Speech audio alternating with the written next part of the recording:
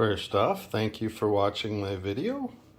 And the purpose of today's video is to test some different video lights that I've seen online. Got really tired of watching a lot of these videos that really are just touchy-feely, kind of, oh, this light looks really nice, it really bright. You know, that doesn't mean anything. And when they walk around the yard or do something with it and show you, oh yeah, I can see this works great, I'm really impressed, that doesn't tell me anything. So what I'm going to do is use a little tool that apparently a lot of these YouTube video people have never heard of. It's called the light meter. And we're going to try to put some data down on 4 different lights today to show you and compare exactly how they measure up without all the touchy-feely garbage. Let you decide, you know, based off the numbers, which one might be right for you. So the first one is going to be a nice little light. You've probably seen it or heard of it. It's the GoPro mod. We're going to be testing it without the diffuser on it today. The second one is one that I saw just come out not too long ago, maybe in the past year. Maybe it's been out longer, a different version of it, I don't know, but it's Ulanzi's, I think it's the VL66. This has a light diffuser on it. And it's got this nice little tilt feature. It's got a brightness dial on it and a bicolor dial on it, so you can go from bright white, which is what we'll be testing today, to the more fleshy tones. And then we've got a new one that I just found actually online, and I wanted to, based on a very couple of videos that I've seen on this, it's been hard to get information on this one. This one is a little bit bigger than the GoPro mod, and I'm very curious to see exactly what it can do. This is the VidPro M52. Then we're going to be testing it against this hoss. This is a Comer LBPS 900. They do make an 1800, which is twice as bright. We'll also be testing this without the flesh tone on it or any of the focus beams. It'll just be wide open, all the barn doors open.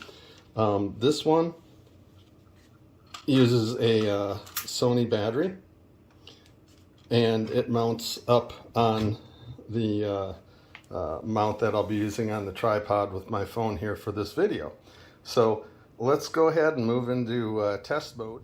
Okay, loaded up here is the VL66 by Ulanzi, and it claims 800 lumens. They're always mixing lumens and lux, and what's the difference? Lumens is the total amount of light being cast, whereas lux, which I think is a better measure for these things, is the total amount of light falling upon an object, which is exactly what we're going to measure today. So sitting at the ½ meter mark, I'm going to call this 435. The 1 meter mark, we're going to call it 105. And the 2 meter mark, we are getting 26. And this is the GoPro mod. The site that I saw said it was rated for 200 lux. So I think it was lux, maybe it was lumens, I don't know. It said it was rated for 200. Now they didn't say at what distance. That's another way they play around with these numbers. Between lux and lumens, and you know, they just give a number and it means nothing without distance. So you know, it's harder to compare anything by the numbers they use. So that's another reason we're doing this video. So this one here at a ½ meter, that's pretty bright. It's showing up at about 1,000. At a meter, about I'm going to say, to be safe, 215. 2 meters, we're at 52. And here is the Comer LBPS 900, and let's see here, we have at 1/2 meter, this thing is really close to maxing out my meter here at 2,000, we're going to call it. At 1 meter, we're sitting 440, we're going to call it. Pretty big drop there. Yeah, that's super bright. Back to a meter, and then at 2 meters, we're seeing 97, 98. And here is the M52 by VidPro. We're in a 1/2 meter. This one says it's rated for 1,025 at 1/2 meter. I'm showing this is about 1,400.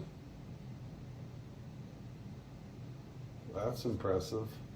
This is the highest setting. At 1 meter, they were saying 340. I'm getting about 350, so that's pretty close. At 2 meters, it drops off significantly to 84, but still pretty respectable. Okay, so just first impressions after using our light meter. What I found, and again, this is my interpretation based on what I'm seeing, we have our Ulanzi with the tilt and the adjustable dimmer and the bright white to the flesh tone colors. I'm not fond of the fact that this diffuser can't be removed. If there's a way to do it, I haven't figured it out. Not a bad light. Again, it's under 20 bucks. I got this one for. Not bad for close-up work, but when you compare it to a GoPro light mod, this one came in at 1/2 meter at 1,000 lux, 215 at a meter, and 52 at 2 meters. So twice what the Ulanzi was. Now you're going to pay more than twice for it, but for convenience and size, that's a pretty good light. I would just love if they made it a little bit bigger. I'm sure they could really do some phenomenal things with it. Maybe have a second one. This one, you look at the number of diodes in there, the LED lights or whatever, there's 10 in there. This one's got 52. And the VidPro M52 was coming in at 1,400 lux at 1/2 meter and 350 at a meter, and 84 at 2 meters. So again, it's a considerable jump from the GoPro, and this one's under 20 bucks. It's got a tilt feature on it that comes in the little box kit that you get. This one does not. You'd have to buy a adapter to do something like that. But this one, pretty impressive. And when it's going head to head with the Comer, if you remember the Comer light, this big hoss here, this one with the battery, extra weight, all the different features it's got, it's only got this one has I think 2 different settings on it only versus the 4. I think the new version you can buy online might have a dial on it, I'm not sure. But again, this was coming in at 2,000 lux at a half a meter, 440 at 1 meter, and 97 at 2 meters. So you're really not giving a whole lot up at 2 meters by using this one versus this one. Closer range, yes, you're giving something up, but I'm telling you, for all the weight and the size of this, I'm trying to figure out why you wouldn't want to just use this one. And if you had to, you could double up on them and get some extra light out of the deal. And again, it's less than 20 bucks. I don't know why they don't advertise this thing more. And on top of that, I don't know why GoPro doesn't make something just a little bit bigger.